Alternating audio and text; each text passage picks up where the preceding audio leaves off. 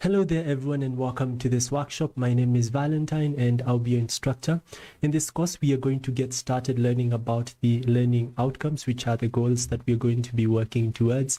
After that, we're going to learn about concepts in relation to data visualization for healthcare with Matplotlib, and also get to learn about why we would want to learn about them. So once we have gone through that, we'll then go into a practice session where we will use Python plus the Matplotlib library to create various data visualizations as well as customize them. So we'll put into practice those data visualization for healthcare with Matplotlib concepts in this particular part of the workshop or part of the course. We'll follow a format where we provide explanations of what each and every of those concepts entail, as well as provide code examples and give you code challenges that you can use to practice the mentioned skills. After that, we'll just talk about the next steps, and that will just entail just talking about what should you do once you've learned this workshop, what other skills should you look towards acquiring, and where can you be able to get that skill. So yeah, so that's the structure for this workshop. So let's get started. By the end of today, we expected to have achieved these learning outcomes. We should be able to demonstrate the ability to create basic plots using Matplotlib. This is a Python library that we use for data visualization. And this might entail being able to create basic plots such as line plots, scatter plots, bar plots, histograms, and pie charts. We'll showcase how we can be able to work with those different particular plots when it comes to working with Matplotlib as well as Python.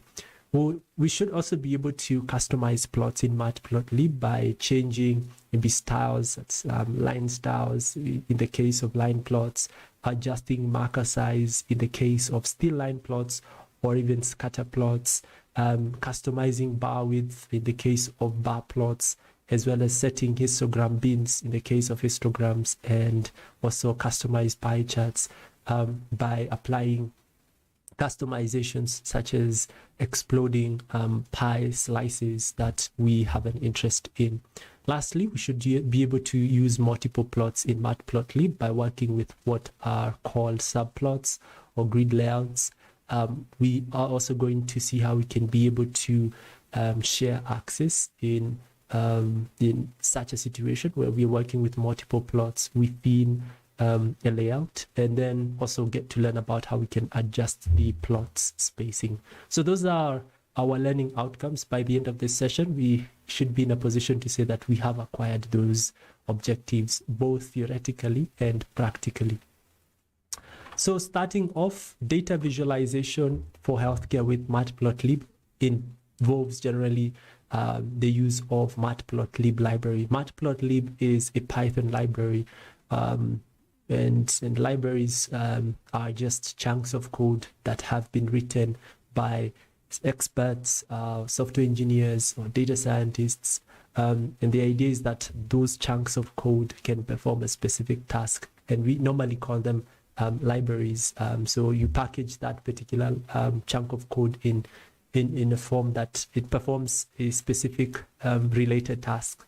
So it could be data visualization tasks. So we have libraries for data visualization tasks, and even more specific data visualization tasks. Like for example, for Matplotlib, we can use it to create static visualizations.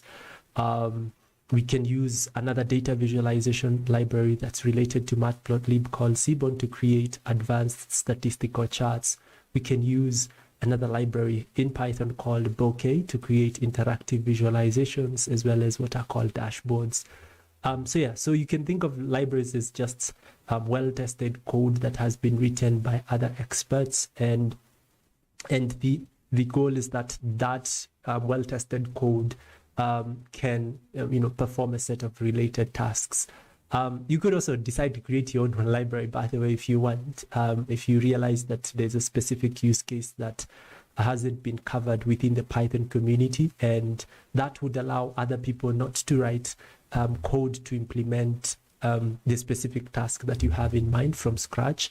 It would allow them to be able to just use your code, import your code, or install your code within their system or environment, and then import it into their library and into their working environment, and be able to just use the functions that come from that library. So Matplotlib, this process of data visualization for healthcare with Matplotlib just involves using the Matplotlib library to create visual representations of just healthcare data. And Matplotlib is usually an entry point for data visualization when it comes to Python. So if someone would want to create a visualization using Python, the basic form of library, the entry point is usually Matplotlib, before now exploring other tools that might help if Matplotlib falls short of the needs of someone's project's requirements. So so that's what we're going to learn, and later onwards you can always progress to learn how to use other libraries. But it should be a basic library that should work for basically any sort of project that you would want to work with in relation to data science in healthcare or in other contexts. In terms of a scenario, this is a good use case where in the healthcare industry, you might have healthcare data analysts who might use Matplotlib to analyze and visualize trends in patient vital signs over time if they're working with a data set that pertains to patients. And as a result, they're able to help healthcare stakeholders understand long-term patterns and identify areas for intervention in order to improve patient care. So that's just a use case. There are many use cases depending, again, on the research question or the project that one would be working towards. Why would we want to work again with Matplotlib when it comes to data visualization? There are various reasons. I've already gone through a few. But just to restate some of those reasons, as well as state new ones, Matplotlib offers a wide range of plot types. So you do not only have just bar plots. You also have line charts. You can also create scatter plots. You can also create pie charts. There are quite a large number of plots that we can be able to use in order to create using Matplotlib. So, and it makes sense to just start off with just using Matplotlib as opposed to other plots. So, and usually when it comes to data visualization, they say that the basic libraries, the basic types of visual elements or visual charts or charts are usually the most important ones, because stakeholders are likely to understand what they mean, as opposed to having advanced charts. And again, Matplotlib comes in handy in such a situation. So Matplotlib also integrates with other popular data science libraries such as pandas for data manipulation, which we're also going to be using, NumPy also for performing scientific computations, as well as SciPy. So if we have some maybe advanced mathematical operations that we would want to perform with our data set, then we can use functions provided by these two other libraries. We can later onwards even decide to use Matplotlib in order to prepare data for machine learning. So we might also work with other data science libraries such as scikit-learn or even TensorFlow or Keras. There are quite a large number of libraries that we can work with and be able to use Matplotlib with. It's also easy to learn, straightforward syntax, as you will get to see. There is extensive documentation. If you have maybe issues maybe with your code, getting help online is usually quite easy. Tools such as AI tools such as ChatGPT already have been trained on data in relation to Matplotlib. So if you have any sort of problems, you could always ask those tools, and you are likely to get a response, as opposed to newer tools which still do not have extensive support even from the AI tools that are currently emerging. It also produces Matplotlib Matplotlib also produces high quality plots that we can use for presentations. So once we've created a plot, we can easily export it for use maybe in a PowerPoint slide, or even in a Google document, or even on the web, on maybe on a blog, or on a web page somewhere. So the end result of Matplotlib is something that actually translate into real life use cases. So yeah, so those are just some few reasons. There are many more, but just thought of just demonstrating just a few, just for you to be able to learn why we are going through this journey and using Matplotlib for healthcare contexts or problems. When it comes to experts within the healthcare sector who would want to use Matplotlib in their projects pertaining to ones that deal with data, the data scientists who would find Matplotlib useful, biostatisticians, healthcare data analysts, medical researchers, clinical researchers, and healthcare IT professionals. These are professionals collectively that work with data at some point, and they might get to a point where they realize they need to integrate, they need to create visualizations within their workflow, especially when working with maybe an advanced tool like Python for maybe building machine learning models, or even just data analysis. One might not decide to use maybe Excel because of limited functionality, especially when it comes to specific use cases. And if you're doing, maybe you're creating machine learning models, then it makes sense to create visualizations, or to do data exploration in an effort to ensure that the data is in the right shape for training, using a tool like Matplotlib, as opposed to you may not be able to use other tools. You can decide, well, you could decide to use maybe Excel for exploring data elsewhere, but it makes sense just to do that part of your project, maybe data exploration with Python, then later onwards create models with Python. So those are just the healthcare data professionals concerned. So at this particular point, we're now going to shift to the practice work, now that we have a good understanding of what generally Matplotlib can be able to do for us, and why we should be able to, why we should consider Matplotlib for just a skill to have when it comes to various careers that we are undertaking. Now we're going to go through the practice work. We have already curated a practice notebook or practice document that contains the concepts that we're going to be covering practically. So I'm going to ask you to visit the link in the chat, not in the chat, in the description section of this stream, of this video.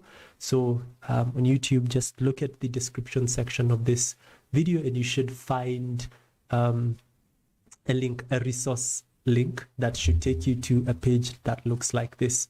So once you get to this page, you can click on sample practice resource link, and you should have now it should redirect you to a page that looks now like this.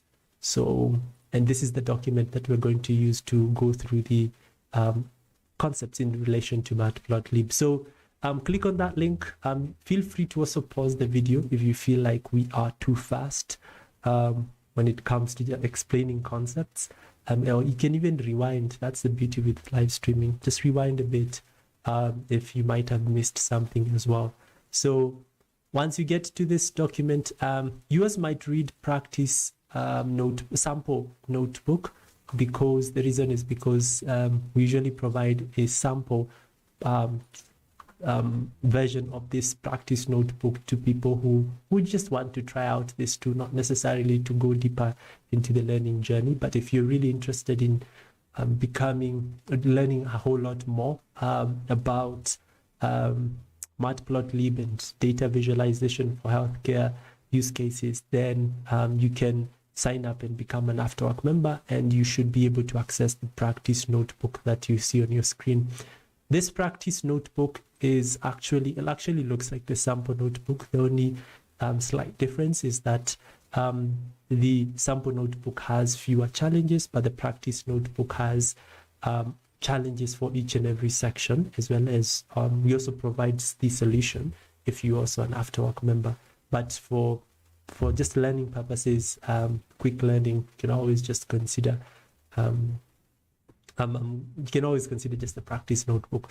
So once you have gotten the practice sample notebook, just click on File, then Save a Copy in Drive to save the copy of this notebook, so that you have a copy that you can be able to work with, and close this notebook, the original one that you're seeing.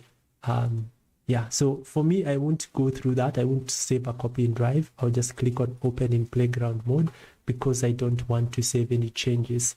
So if you save any code, if you work on your challenges and you'd want to continue maybe later onwards after a few days, then it makes sense for you to just have your own copy saved in your Google Drive. Yeah, so once you've done that, the next thing, let me just close that off, is to just connect to your notebook. So on the far right, click on Connect to connect the notebook to Google servers, which are going to be running the notebook that we are going to be working with, and then we are going to get started. So prerequisite section, so let's click on prerequisite and run. If you get this prompt, just know that you did not save a copy of the notebook on Drive, but if you're okay with that, it's okay. But if you saved a copy, you won't get this prompt. So once it has connected, we can expound prerequisite and run this cell to import pandas. This is the library that we're going to use to prepare data before later visualization. We won't focus extensively on that data preparation process. We'll generally work towards just selecting just the columns that we want and just doing it as minimal data manipulation steps as possible, so that we can focus on the learning outcomes of today, which are just being able to create plots with Matplotlib. So we have imported these two libraries, pandas for manipulation, data manipulation, and Matplotlib for data visualization. This is pyplot, sorry. So we are going to be importing Matplotlib from the pyplot sub-module in Matplotlib library. So the reason why sometimes you would want to do this is because it's because this particular sub-module pyplot has the core functionalities that we need for the creation of basic plots, and that's what we're going to be using. So run that and we should be good to go. All right, let's start off creating basic plots. We're going to start off by learning how to just create just basic plots. So starting off, we are going to learn how to create bar charts. We already know that bar charts allow us to visually represent data using rectangular bars. It could be vertical bar charts or horizontal bar charts, and the lengths are usually proportional to the values they represent. So you might have a bar chart that has maybe medication, as well as quantity of how much in terms of that medication has been consumed. Yeah, so that's how we can, we can have just a bar chart of that. And that's what we're going to be plotting in this section. So first of all, we're going to import the data that we're going to work with. We won't focus generally on explaining so much of how we import data, why we do that. We have already covered that in a data analysis workshop, a data wrangling workshop. So you can have a look at those courses on our platform if you're really interested in that. So, but this is how we import data in Python. We import that data and we store it we import this CSV file and we store its contents inside the data variable.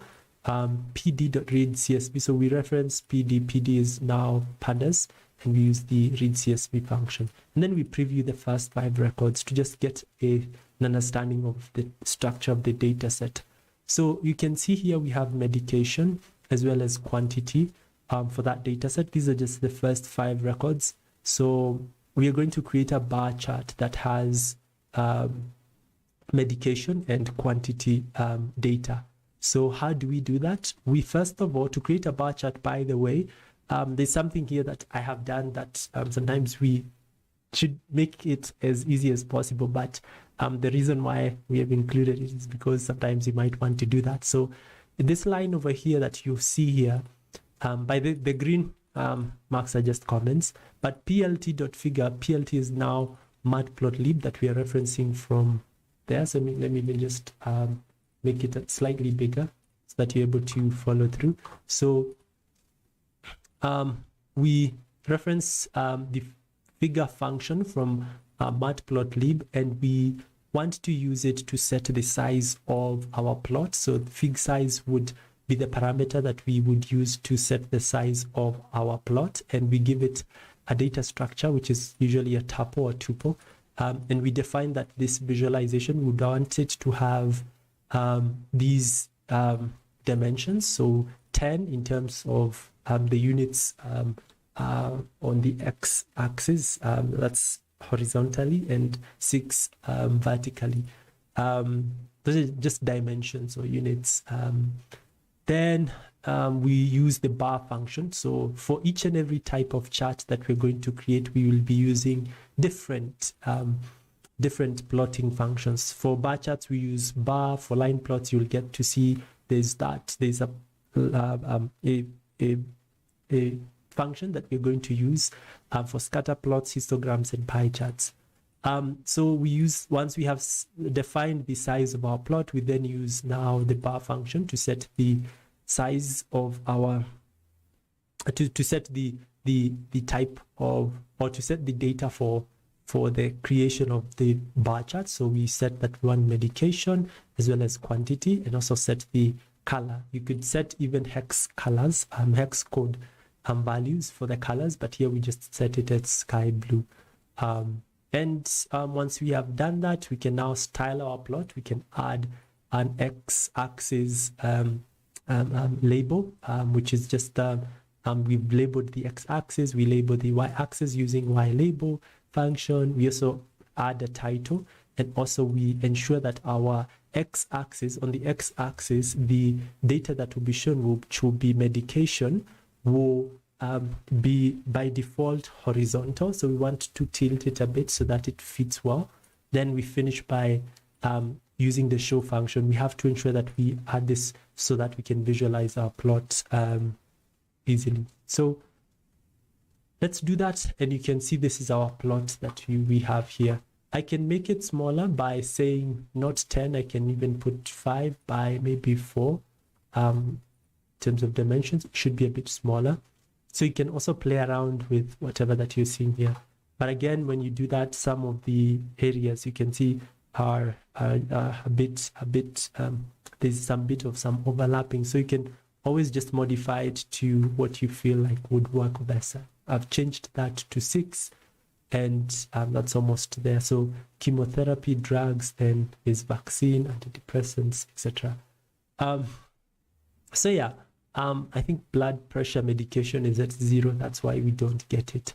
So that's our bar chart that we can be able to create. So you can always just review quickly the bar chart, the code that we have here. So we reference our data frame, data, and by the way, data frame is a tabular data structure that we create once we store our data. So we reference this data frame, so data variable, but the data frame has medication as the column, and we also reference comma the quantity column and the parameter sky blue. All right, at this particular point, I'm going to ask you to work on the practice work. So this is the challenge that you're going to work on. Pause the video, work on the challenge, and then once you're done, you can unpause the video and we can continue. So the solution for the first challenge is as shown. So this is the solution for the first challenge if you're curious. So this is the solution for that.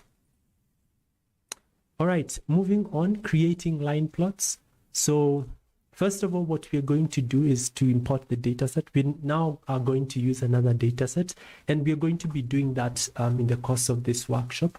So we will import this new dataset and preview it to just understand its structure.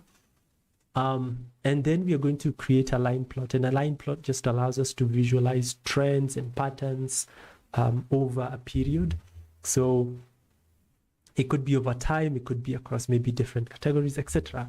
So yeah, so if we have maybe some continuous data point in sequential order, then it makes sense to use a line plot. So this is the data that we have, and what we're going to create is we can create a line. We can create a plot of maybe visitation date and heart rate for a particular patient or for many patients, etc.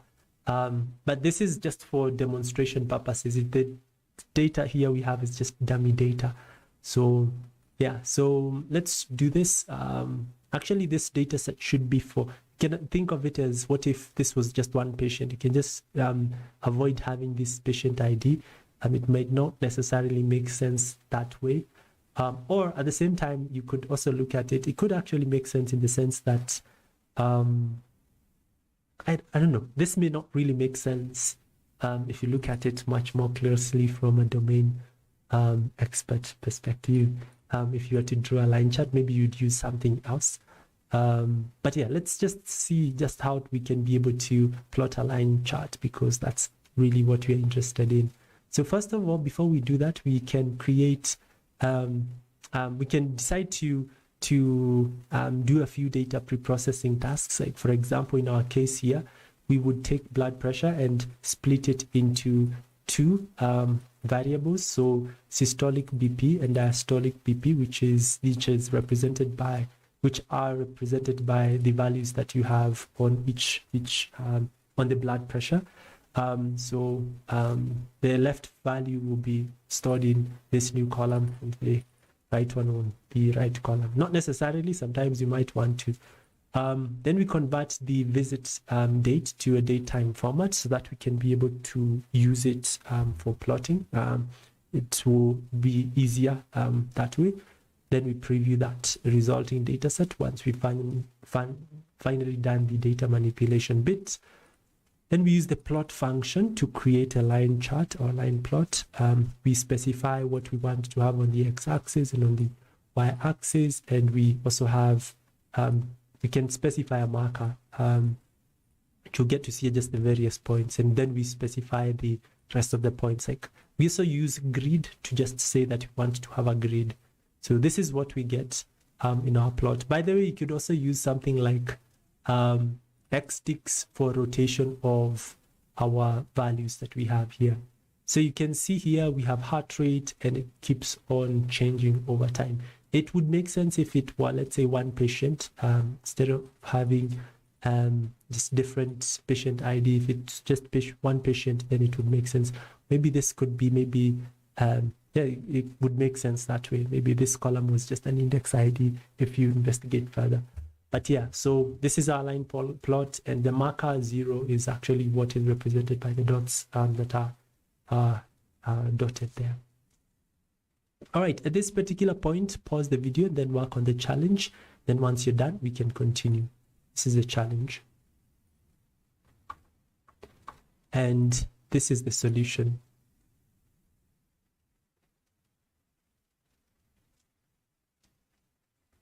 You could always even just reference this, have this inside here instead of just extracting it separately. And these are just a few other things that parameters that we've included, but they are not necessarily important for just customization of a line plot if you want. All right, moving on, creating scatter plots. Sometimes you might want to create a visualization that helps us to see the relationship between two variables. So for example, age and weight, do the values of age and weight increase with respect to the other, or decrease, or what's, or what is the relationship? So first we're going to import the data set that we're going to use, and you can see this is the data set that we will use. And then we can use a scatter plot function, the scatter function from Matplotlib to create that plot. We don't define our figure size. We could always do that. We're going to be just alternating and doing other things and styling in some cases, and in some other cases not styling. But we define on the x-axis we want age, and on the y-axis we want weight. How we define x usually comes first in scatter plot, and y second. So we then style the plot and then we display it.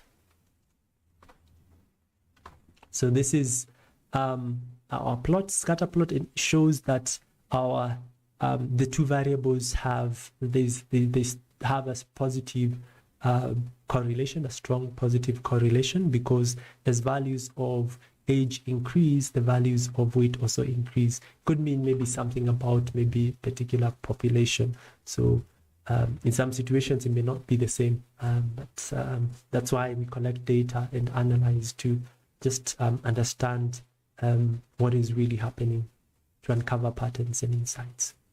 At this particular point, pause the video and work on this challenge. Create a scatter plot to visualize the relationship between drug effectiveness and side effects using this given data set. The solution to that is this. All right, moving on, creating histograms. At times we might want to understand the distribution of data, like within a variable, within one particular variable. Like for example, do the points within maybe the age variable, do they tend towards one particular end, or do they tend towards another particular end? Like that might help us understand the distribution of our data set. Like, there are many patients who are much older within our data sets, or much younger, or maybe are in between. So that's what we can use a histogram for, but you can read more about it in the notes that we've provided.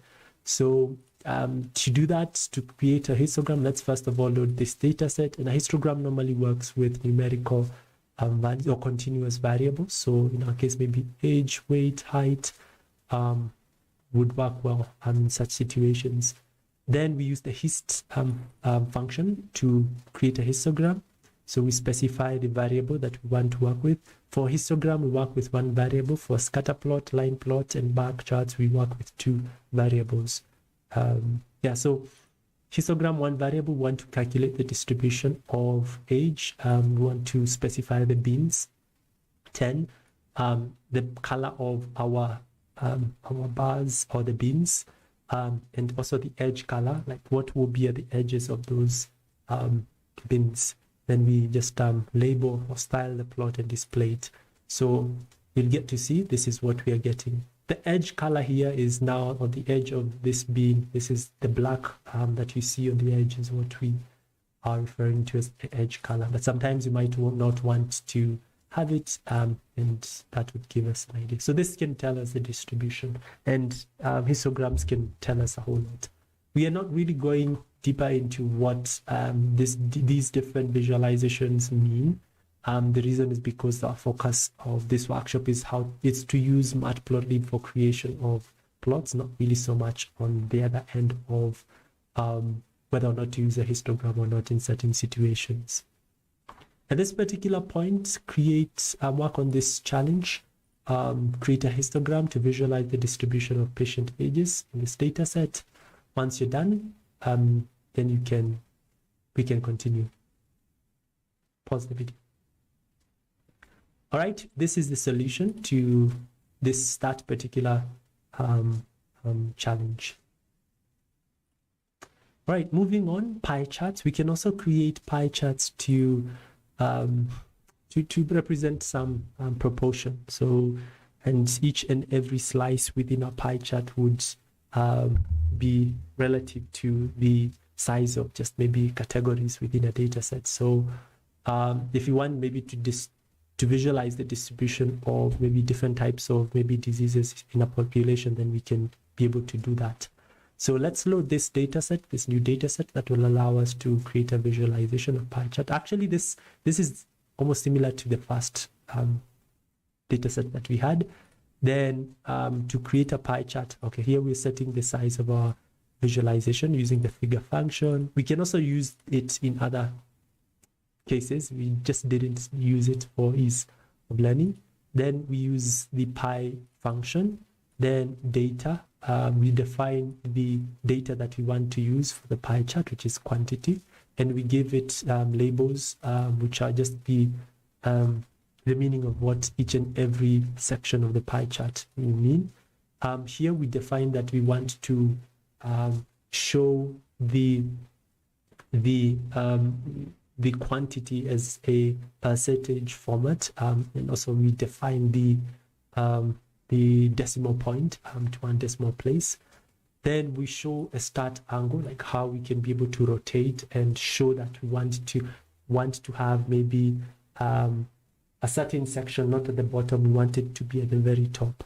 Then after that, we just style the plot, we add title, we also add a legend to just give us some to give us some indication of how the pie chart will look like in terms of the different sections, what they mean. And then we show the plot.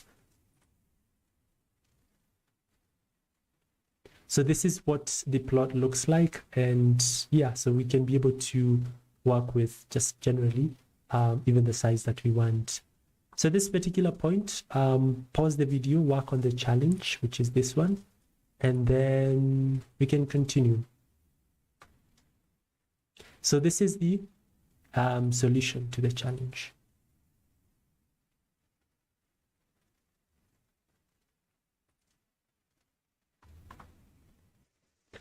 All right. So now we are going to move on to the next section where we are going to learn how to customize plot. But practically, we've covered a few ways of just customization. I mean, when we add some of these styles, that's also part of customization. When we add some of these parameters, that's customization. The same case here, these are just customizations. So we will just get to go through a few. So starting off, we'll move on to the first section, setting the figure size. So we've already talked about how we can define the size of our charts. So for example, we might want to have a bigger chart. So on the x-axis, we can say we want to have this size 8 and then 6. So we use the figure function and we use its figure size parameter for that purpose. So if I create this, if I run this, I import this data set, I want to create a scatter plot with age as well as dosage. Okay, I'm not sure if that will work. Actually, it works, age and dosage. Yeah, it works, age and dosage. Then just looking at this, does it make sense?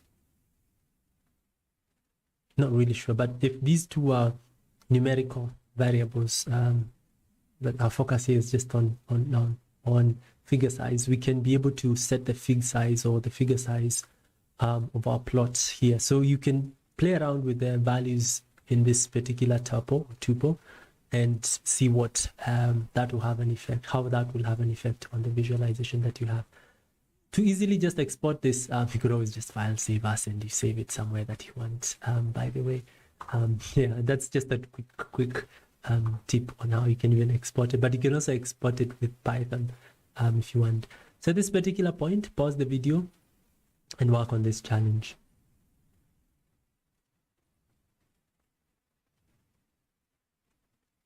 All right, the solution for that challenge, here we go. That's the solution. All right, moving on, customizing colors and markers.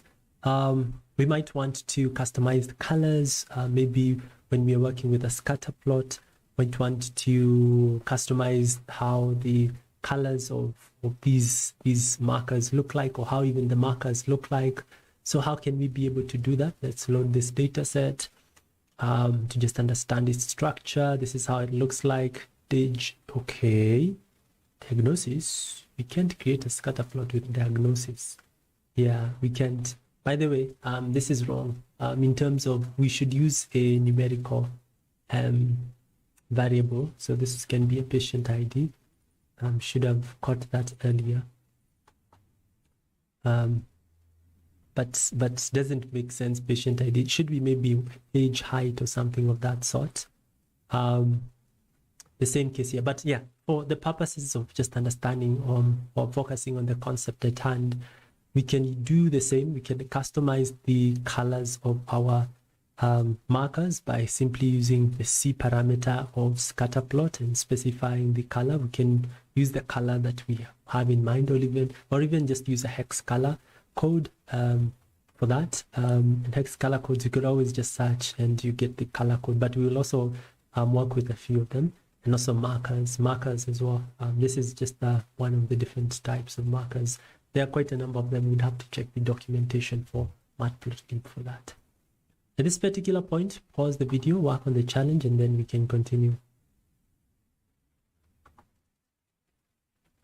Moving on, customizing annotations. Sometimes you might want to provide maybe some notes on each and every point, like what this particular point means, we might want to put some related information about those points. So let's see how we can be able to do that. Let's create that. The same case here. I should have caught what we have here. Scatter plots should be two numerical variables. But yeah, let's just work with what we have at the moment.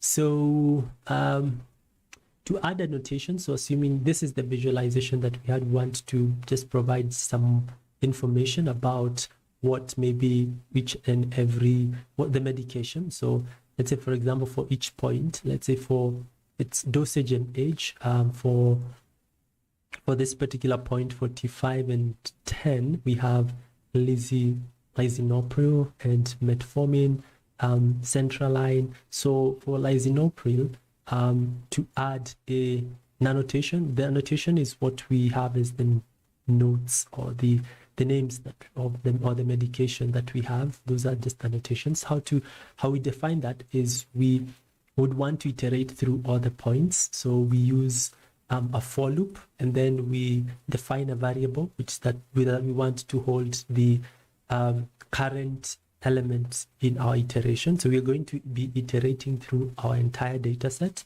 and we use the range for defining that we want to do that, and data, len, to define the size of the data set, and that will create now values that we can use for this for loop from a certain range, which is from 1 to the end of the data set. And in that for loop, we define the annotate function, and this will take medication of the first item in our data set, that one that we want to plot. That's what we're going to have, and then we use a tuple. The next definition is a tuple, and this will just specifically will actually help us be able to define the annotation for that particular point that we want, which is age, dosage, and we will define medication as the annotation for that. And then we set the location of the text that we want, or the annotation, using text codes.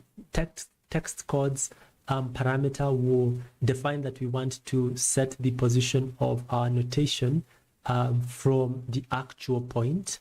So offset point will mean that we want to get to have the annotation from this particular point. Then we use XY text to define the location of now our annotation. 0 would mean horizontally, and 10 would mean vertically. So 10 would be 10 points up. So if I change this to 0, I will see that the annotations will actually be on the actual dots, which is what we don't want. What we want is to have the annotations, we can see they're actually on the dots, but we want to have them above. So the second value for this tuple would be representative of the vertical value, like from what particular point, and HA just aligns the annotation horizontally to the center position. So if you run that, you should be able to do that. And you can even have a -10 to have it below the values. Right, pause the video, work on the challenge, and then we can continue.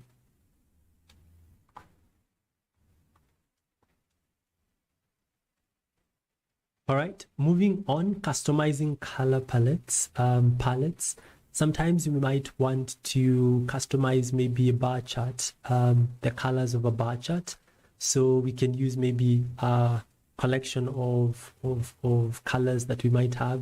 And in our case here, we're going to define a list, Python list that contains the colors of the bar charts. So for instance, we want to have the first bar chart to have this color. This is now hex color codes, the hex codes, color codes that I had mentioned earlier. The second one, third one, fourth one, fifth one, sixth one.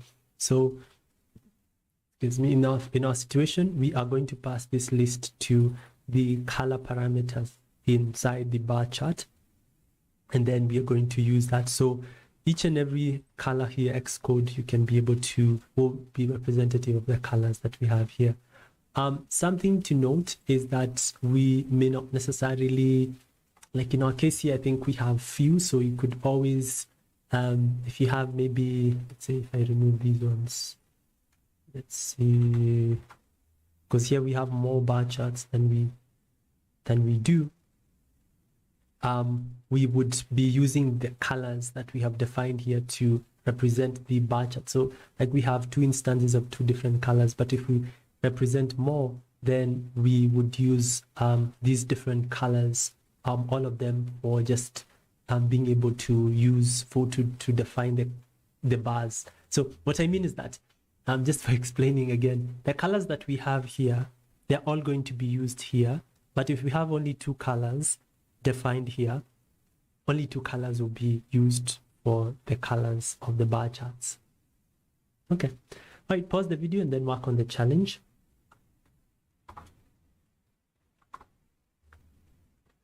All right, moving on. Styling legends. So sometimes you might want to have maybe a legend once we have created our chart. So going to load this data set, create a bar chart, and also have a legend. If we define a label, we actually will have a label in our parameters. So in our case here, if we had defined label, we would actually have a legend. So in our case here, we are defining that we want to customize this legend to have this title, to have this font size. We can even not necessarily have that. You can also just define font size and have a value for that. We want it to have it to be, the location of it to be upper top left, and the shadow to have a shadow of that you can see here. So that's how we can be able to define the generally the legend, and you can do that for also other visualizations. Right, those are just a few ways of just customizations. A good way of just knowing how you can customize a bar chart would be, let's say for example, you have this function over here. You can drag your mouse on top of bar and you'll get some documentation for the parameters that you can work with. And it even gives you, let's say for example, for the height parameter, we have like float. You can have values which are numerical in nature, decimals, or just have a list with just the values that you would want. So you can explore those parameters, and there are also other parameters that you can see here. So you just drag your mouse on top of the function that you want, and you will get a documentation. This is if you're doing this in Colab. But if you're not sure, you could always just type in on Google Python Matplotlib documentation for maybe bar function, and it will give you just a list of parameters that you can use. The same case for legend. Let's say for the legend function, you can also do the same thing. Drag your mouse on top, and then you'll get a pop-up. Drag your mouse into that pop-up, then you scroll down. It doesn't really look pretty, but if you scroll down, you'll find some parameter section. Then you can see some more information about it, and also some other parameter options. Pause the video and work on the challenge. Lastly, we are going to go through layouts. Layouts allow us to just work with multiple plots. So if you wanted to have multiple visualization with multiple plots within one visualizations, so you can think of a layout as a canvas, like a big area. That's what we would term as a visualization. So a visualization can have multiple plots. You can have 4 plots, 2 plots, etc. That's what we're going to learn how to work with. And those individual plots are called subplots, and the canvas would be what we would call a grid layout. So starting off, let's run this, import our data set, and then we are going to, once we've imported our data set, we are going to create subplots. We are going to define how we would want to have the plots within our our grid. So we can just call it a grid.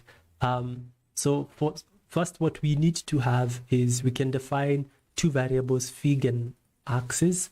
Axis, we would actually use it to define the different plots. So axis, then square bracket 0 would refer to the first plot, then this would refer to the second plot, etc.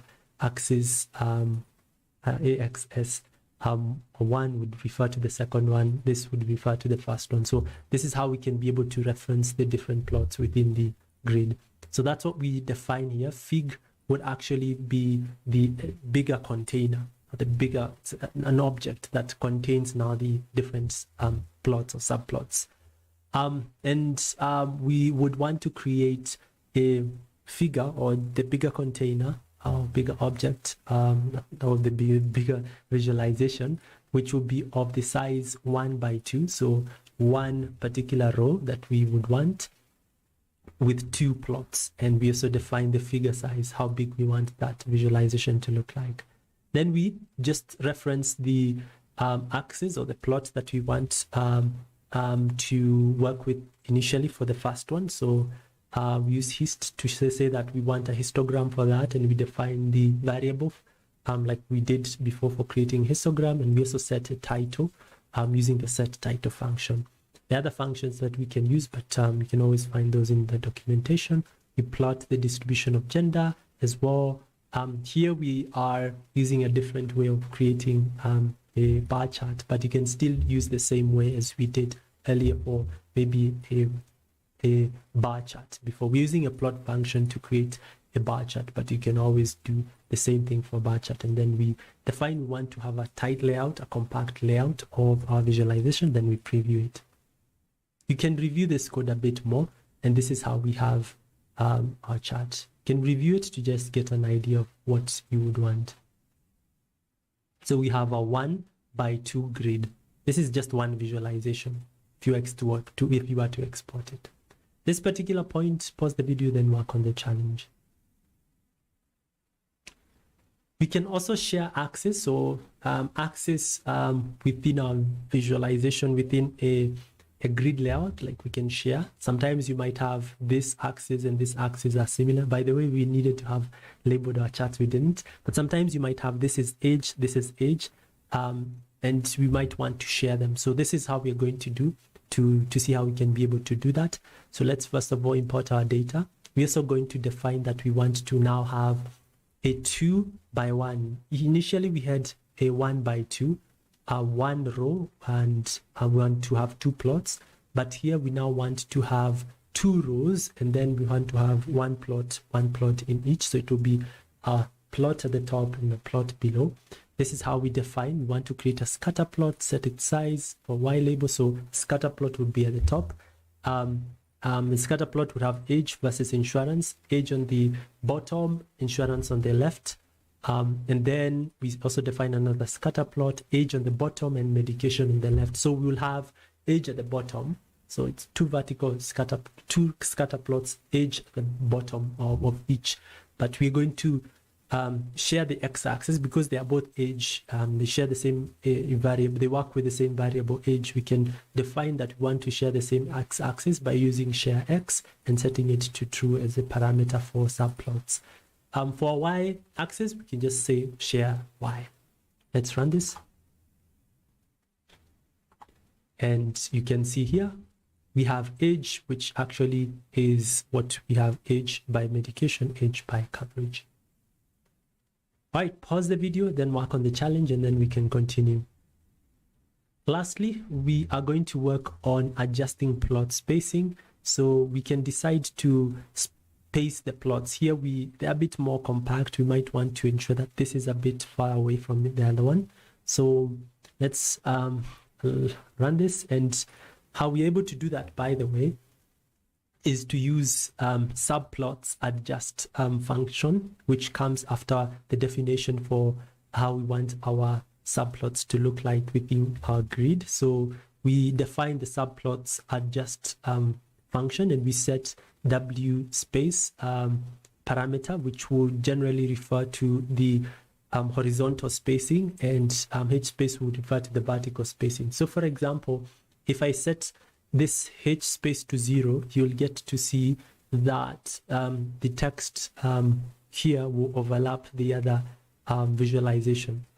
So this is the horizontal spacing. So if I set it to 0.5, which is half the size of the plot, each and every plot, then we should be able to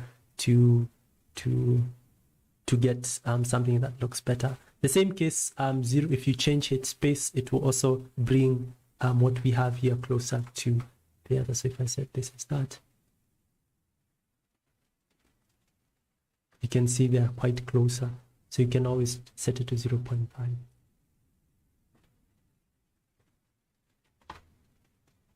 All right, pause the video and then work on the challenge. All right, we hope you were able to learn a lot from this workshop. So in terms of next steps, what we would recommend is that you can look for a project in terms of how you can be able to apply data visualization. At Afterwork, we have a workshop on data visualization with Matplotlib without any context, and that usually comes with a project. So if you're an Afterwork member, you can explore that. But if you're looking towards now moving on to the next, let's say, learning experience or course, we would recommend data visualization with Seaborn, which is actually, that's the next live stream after this workshop, after this course. So that is going to allow you to learn how to still use Matplotlib, but now also another library called Seaborn to create advanced statistical visualizations. So yeah, so that's it in terms of this workshop. We hope you were able to learn a lot from this learning experience, and we hope to see you in another workshop. If you enjoyed this workshop or this course, feel free to give this video a thumbs up so that other people like you can be recommended. And also it helps to see that we are doing something that's right. So it helps also us to just know that we are doing something that you also want to see. And if you'd want to be informed of future posts such as these ones, be sure to subscribe. And if you have questions, feel free to ask in the chat. All the best in your learning journey, and see you in the next course.